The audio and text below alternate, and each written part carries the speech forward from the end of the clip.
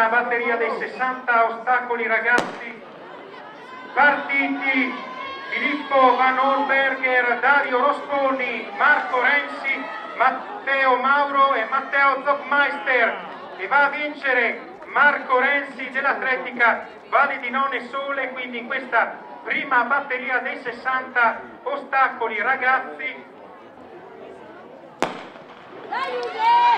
Partiti ragazzi in questa seconda serie dei 60 ostacoli, vediamo in corsia 3 Leonardo Coser del GS Trilacom 2 a vincere.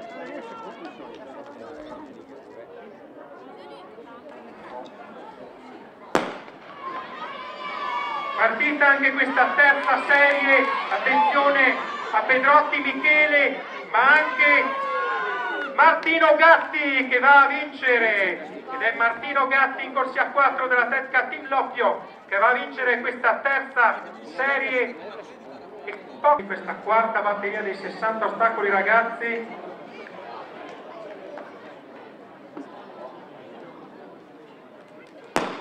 Partiti Christian Pompermaier corsia 1, corsia 2 Cristian Cestaro, Alessandro Gobbi in 3, Cristian Angeli in 4, Gabriele Coser in 5, Enrico Ranzani in 6, va a vincere Cristian Angeli dell'Atletica Valle di None Sole 2.